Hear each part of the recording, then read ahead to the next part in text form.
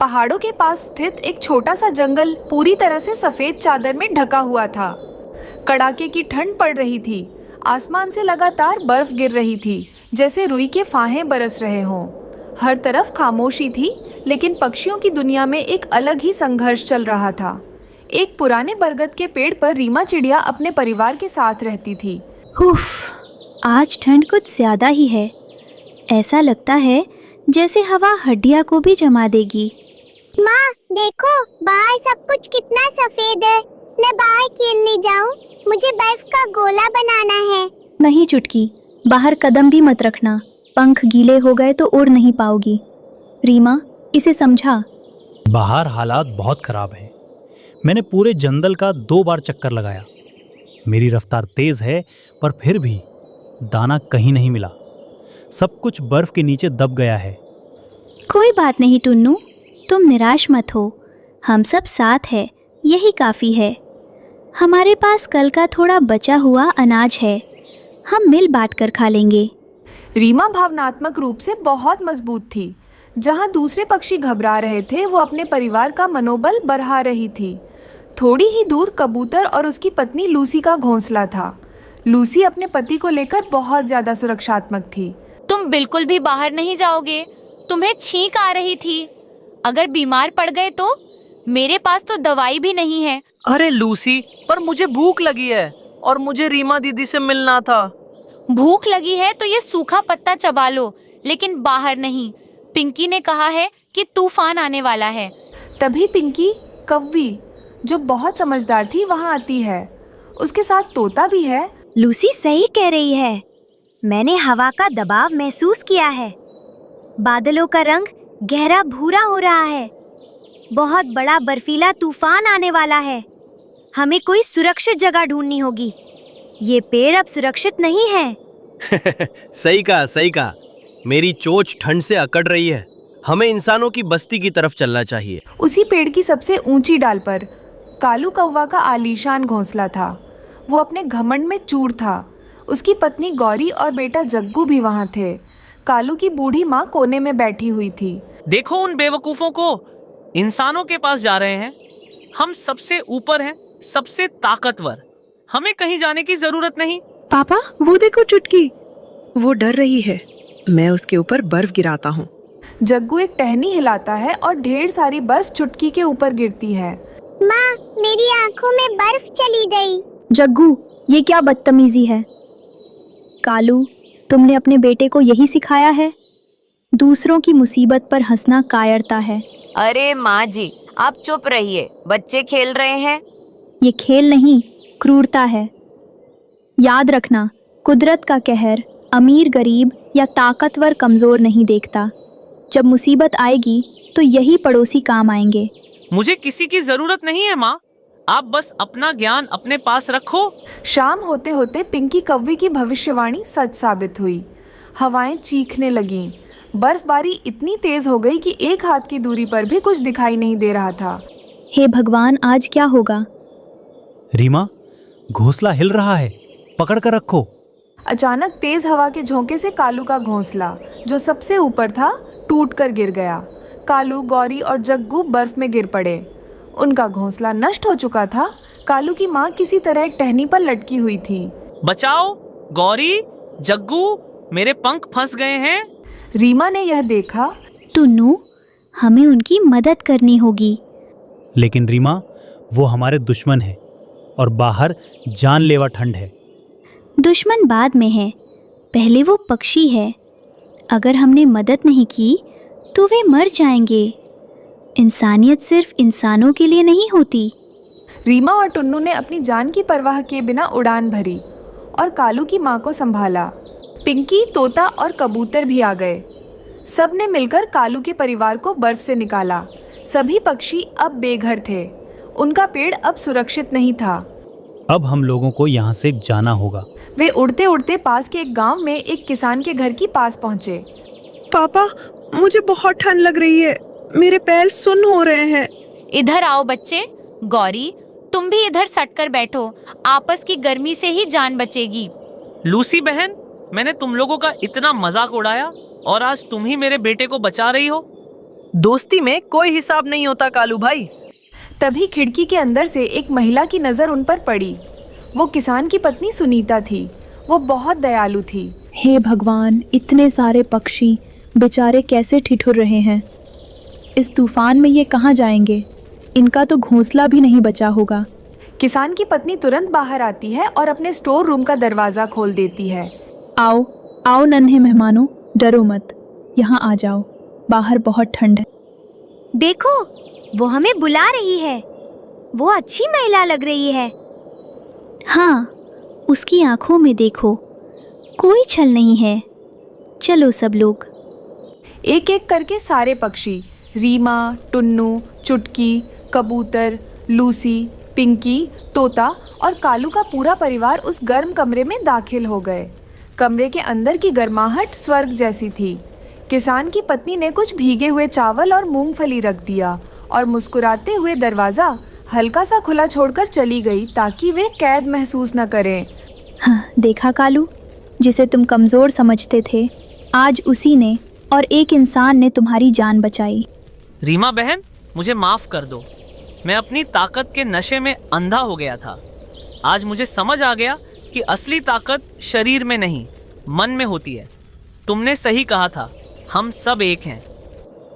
बीती बातें छोड़ो कालू भैया, देखो बच्चे कैसे मज़े से खा रहे हैं। जग्गू भैया, ये मूंगफली के दाने बहुत मीठा है, खाओ ना। हाँ चुटकी, बहुत मजा आ रहा है। अब मैं तुम्हें कभी परेशान नहीं करूँगा। इसे कहते हैं बर्फ में मिली गर्माहट। मुसीबत ने हमें एक परिवार बना दिया। और वो इंसान, वो तो फरिश्ता थी।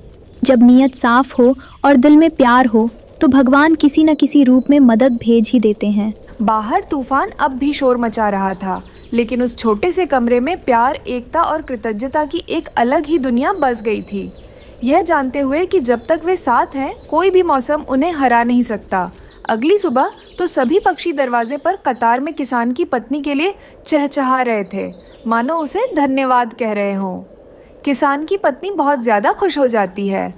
सुंदरवन जंगल आज अपनी हरियाली खो चुका था।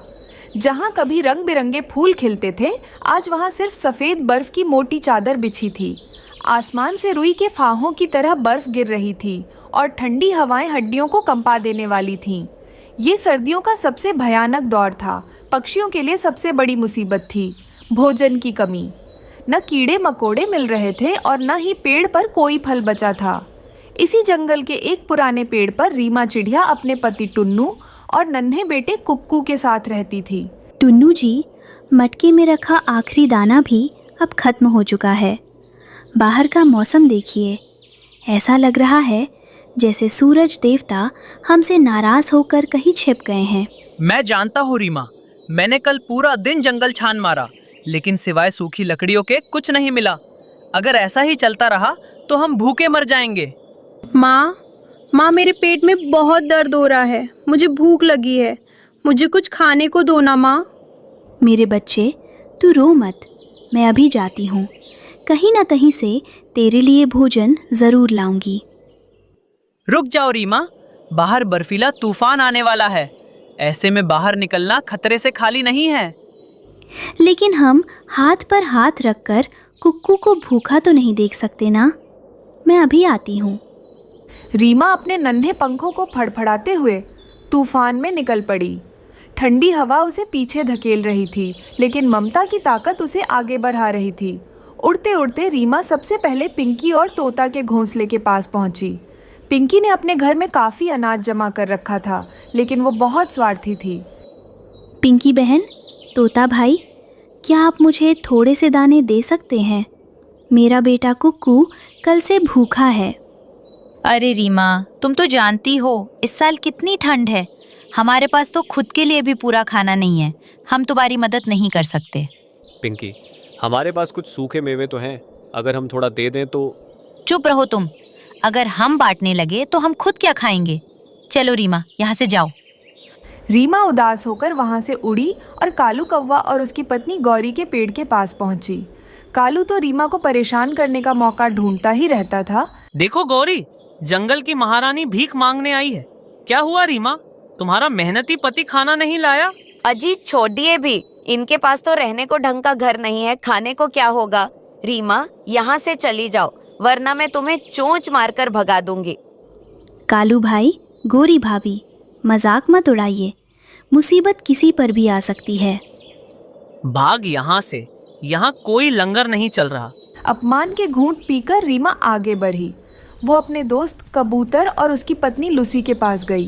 रीमा, तुम इतनी ठंड में बाहर क्यों हो? तुम कांप रही हो। आओ रीमा, अंदर आ जाओ, आग के पास बैठो।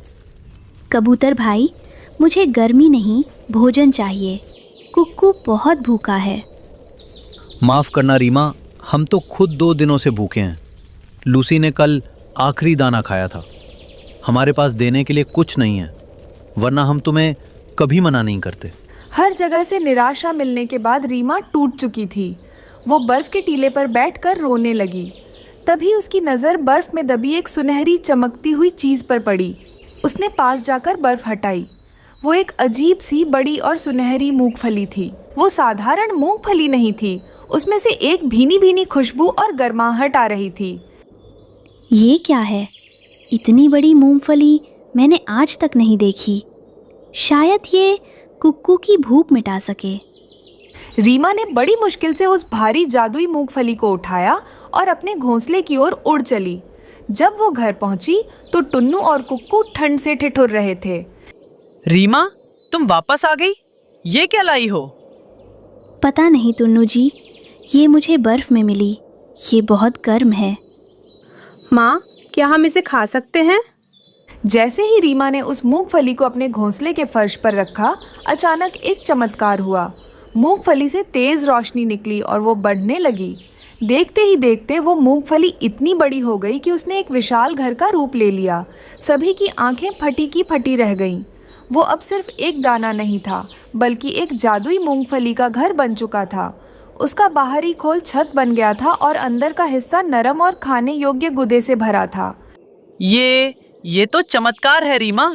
ये घर तो पूरा का पूरा भोजन से बना है। चलो अंदर चलकर देखते हैं। जैसे ही वे अंदर गए, वहाँ बाहर की ठंड का नामो निशान नहीं था। अंदर का तापमान बहुत सुहावना था। दीवारों पर मूंगफली का मक्खन और गिरी लगी हुई थी। वाह, यम्मी!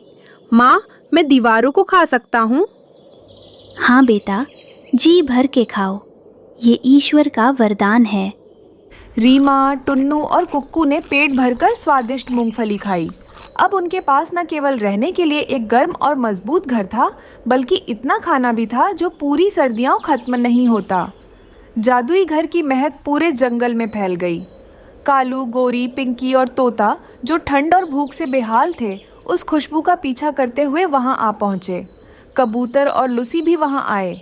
वे सभी रीमा के जादुई मूंगफली के घर के बाहर खड़े होकर ललचाई नजरों से देख रहे थे। रीमा ने खिड़की से उन्हें देखा। गोरी, देख रही हो? ये तो रीमा का घर है। ये इतना बड़ा और आलीशान कैसे हो गया? और देखो, वे लोग मजे से खाना खा रहे हैं। मुझे तो बहुत भूख लगी है। रीमा, इन्हें अंदर मत आने देना। जब हमें जरूरत थी तब इन्होंने हमें दुत्कार दिया था। नहीं टुन्नू जी, बुराई का बदला बुराई से नहीं दिया जाता। देखिए, कबूतर और लूसी भी हैं। वे तो हमारे अच्छे दोस्त हैं। और ये कालू और पिंकी भी मुसीबत में हैं। हमें इनकी मदद करनी चाहिए।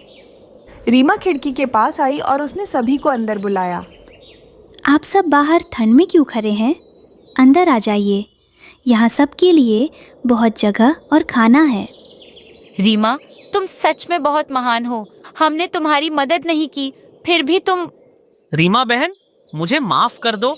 मैंने तुम्हारा बहुत मजाक उड़ाया। आज मुझे समझ आ गया कि अमीरी दिल की होनी चाहिए, घोंसले की नहीं। हाँ रीमा, हमें अपनी गलती का पछतावा है। क्या तुम हमें माफ करोगी? कालू भाई, गोरी भाभी, बीती बातों को भूल जाइए। ये जादुई घर हम सबका है। आओ, साथ मिलकर भोजन करते हैं। उस रात उस विशाल मूंगफली के घर के अंदर जंगल के सभी पक्षियों ने एक साथ मिलकर दावत उड़ाई। बाहर बर्फीला तूफान शोर मचा रहा था, लेकिन अंदर हंसी ठिठोली और गर्माहट थी। आज तो मजा आ गया। अब हम सब दोस्त हैं। सही कहा कुक्कू, मिलजुल कर रहने में ही असली खुशी है। उस दिन के बाद से कालू और पिंकी ने अपनी स्वार्थ और दुष्टता छोड़ दी। जादुई मूंगफली के घर ने न सिर्फ उनकी भूख मिटाई बल्कि उनके दिलों की कड़वाहट को भी मिटा दिया। रीमा की अच्छाई ने पूरे जंगल को एक परिवार बना दिया था और इस तरह वो कठिन सर्दी हंसी खुशी बीत गई। संकट के समय जो धैर्य रखता है और दूसरों का भला सोचता है, कुदरत भी उसी का साथ देती है। एक दिन मही चील और उसका बेटा चीलू पक्षियों के हरे भरे जंगल में घुस आते हैं। चीलू बेटा, ये जंगल बहुत ही हरा भरा है। मैं जल्दी से इस पेड़ के अंदर हमारे लिए घोंसला बना लेती हूँ। हाँ मम्मा, आप जल्दी से हमारे लिए घोंसला बना देना ताकि मैं आराम से सो सकूं। दूसरे जंगल से इस जंगल आते आते मैं तो बहुत थक गया। हाँ हाँ मेरे बेटे, मैं अभी घोंसला बनाने के लिए लकड़ियाँ ले आती हूँ। थोड़े समय बाद मही चील लकड़ियों से अपने लिए घोंसला बनाने लगती है। यह सब दूर से कालू देख रहा था। तुरंत पक्षियों के पास जाता है और उनसे कहता है, क्या बात है कालू भैया, तुम्हें क्या हो गया? तुम इतने परेशान क्यों हो? हाँ हाँ कालू, अब क्या हो गया? अब हमें जल्दी से बता भी दो। दोस्तों, बहुत बुरा हो गया। इतने दिनों से हमारे जंगल को कोई खतरा नहीं था, लेकिन अब हमारे जंगल में एक चील घुस आई है। और तो और वो हमारे जंगल में अपने लिए घोंसला बना रही है। क्या? चील हमारे जंगल आ गई और वो घोंसला भी बना रही है? अरे बाप रे, चील हमारे जंगल में क्यों आ गई? अब तो वो चुन चुन कर हमारे सभी बच्चों को खा जाएगी। दोस्तों, तुम सब डरो मत। हम अभी मही चील के पास जाते हैं और उसे हमारे जंगल से जाने के लिए कहते हैं। फिर कालू कौवा अपने दोस्तों को लेकर मही चील के पास जाता है। पक्षियों, क्या बात है? तुम सब मेरे पास यहाँ क्यों आए हो? चील, तुम अभी की अभी यहाँ से चले जाओ। हमारे मासूम बच्चे को तुम्हें खाने नहीं देंगे। हाँ मही चील, तुम हमारे लिए खतरा हो। तुम चली जाओ यहाँ से। अरे पक्षियों, तुम चिंता मत करो। अब मैं पक्षियों का मांस नहीं खाती, मैं भी दाना खाती हूँ। हम कैसे मान ले? तुम चीलों का क्या भरोसा?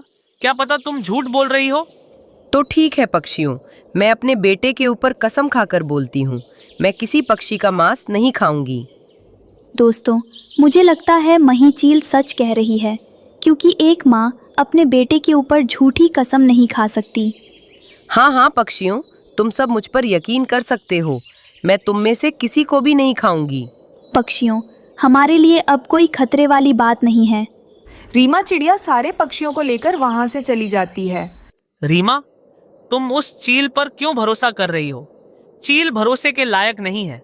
कालू भैया, उस चील ने तो अपने बेटे के ऊपर कसम खाई थी। देखना, वो कसम कभी नहीं तोड़ेगी। ऐसा कहकर रीमा चिड़िया वहाँ से चली जाती है। ये रीमा तो पागल हो गई है जो उस चील पर भरोसा कर रही है। हाँ पक्षियों, मुझे तो लगता है उस चील ने हमारा शिकार बनाने के लिए झूठी कसम खाई है। पक्षियों, तुम सब चिंता मत करो। जब वो चील घोंसले पर नहीं रहेगी, मैं उसके घोंसले को आग लगा दूंगा और उसके बेटे को मार दूंगा। फिर देखना, वो चील खुद ही हमारा जंगल छोड़कर चली जाएगी। दूसरे दिन मही चील अपने बेटे को लेकर बाहर जाती है। उसी समय कालू कौवा उसका घोंसला जला देता है। कुछ समय बाद चील अपने बेटे चीलू को लेकर अपने घर वापस आती है। मेरा घोंसला, हाय रे मेरा घोंसला, मेरा घोंसला कैसे जल गया? मैंने कितनी मेहनत से बनाया था। माँ, हमारा तो पूरा घोंसला जलकर राख हो गया। अब हम कहाँ रहेंगे? कुछ समय बाद आसमान में गहरे बादल छा जाते हैं और जंगल में तेज बर्फबारी शुरू हो जाती है। चलो बेटा, हम किसी पक्षी की मदद मांगते हैं। मही चील मदद मांगने के लिए कालू कौवे के घर आती है। कालू, हमें तुम्हारे घर में जगह दे दो। हमारा घर जल गया है, हमारी मदद करो। चलो चलो निकलो यहाँ से। मैं चीलों को अपने घर में रखता ही नहीं, क्या पता कभी भी हमला कर दे। फिर मही चील जंगल के और पक्षियों के पास जाकर उनसे भी मदद मांगती है, लेकिन कोई भी पक्षी चील को अपने घर में रखने के लिए तैयार नहीं था। चील दी, आप जल्दी से अंदर आ जाइए। बर्फबारी बहुत ज़ोरों से हो रही है। मुझे आप पर पूरा भरोसा है कि आप अपनी कसम कभी भी नहीं तोड़ोगी। ऐसा कहकर रीमा चिड़िया उन दोनों को अपने घर में बुलाती है और उस रात उन दोनों को अपने घर में जगह देती है। ऐसे ही कुछ दिन जाते हैं। एक दिन उस जंगल में खाने की तलाशी करते हुए एक दुष्ट चील घुसता है। वो दूर से जग्गू और छोटे कीकी को खेलते हुए देख लेता है। वो तुरंत उन दोनों को उठाकर ले जाता है। जब ये बात कालू और लूसी पिंकी को पता चलती है तो वो दोनों जल्दी से मही चील के पास आते हैं। चील दी, एक दुष्ट चील हमारे बच्चों को उठाकर ले गया। अब आप ही हमारे बच्चों को बचा सकती हो, कृपा करके हमारी मदद करें। हाँ चील, हम छोटे पक्षी उस बड़े चील से तो मुकाबला नहीं कर सकते। आप ही हमारे बच्चों को हमारे पास ला सकती हो, हमारी मदद करें। फिर मही चील तुरंत उस दुष्ट चील के पास जाती है। वो दुष्ट चील जग्गू और मिट्ठू को खाने ही वाला था। मही चील तुरंत उसके पास आकर उससे खूब मुकाबला करती है। वो दुष्ट चील वहाँ से भाग जाता है। फिर मही चील बच्चों को वहाँ ले आती है। फिर सब पक्षियों को मही चील के ऊपर भरोसा हो जाता है। चील दी, हमें माफ कर दीजिए। हमने आप पर भरोसा नहीं किया, लेकिन फिर भी आपने हमारे बच्चों की जान बचाई।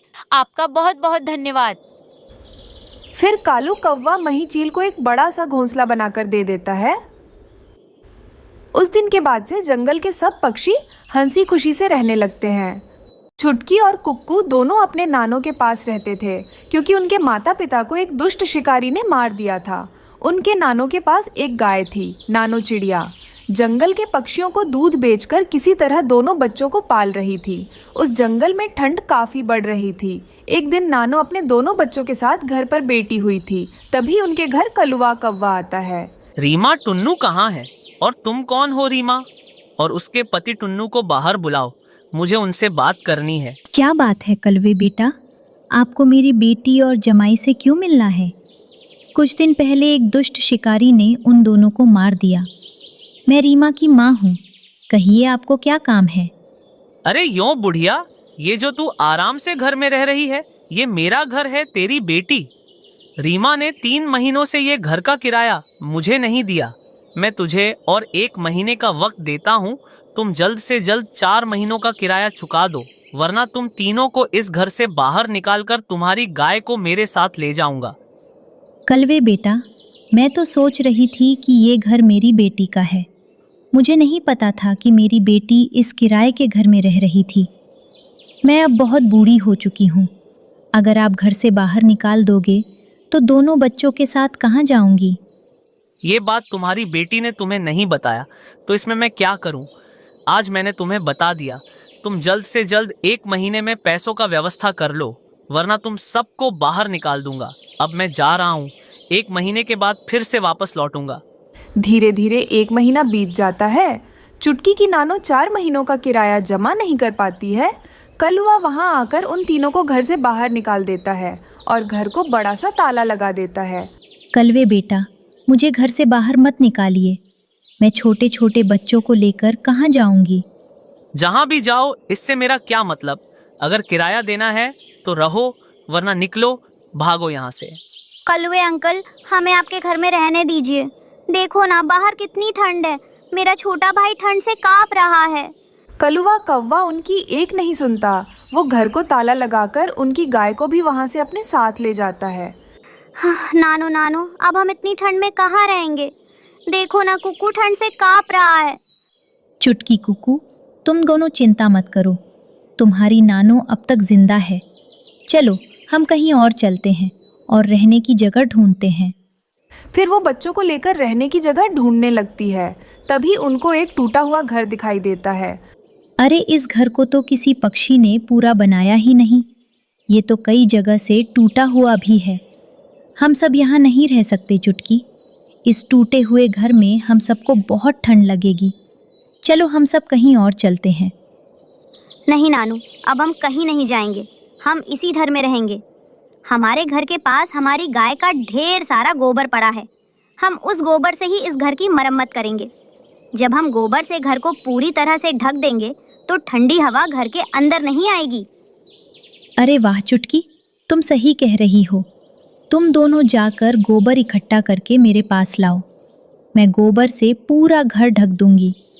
कुक्कू और छुटकी ढेर सारा गोबर इकट्ठा करते हैं। उस गोबर को अपने नानों के पास ले आते हैं। उनकी नानो उस गोबर से पूरा घर को ढक देती है। शाम तक वो तीनों लोग बहुत ज़्यादा मेहनत करते हैं। शाम होने से पहले ही उनका गोबर का घर बनकर तैयार हो जाता है।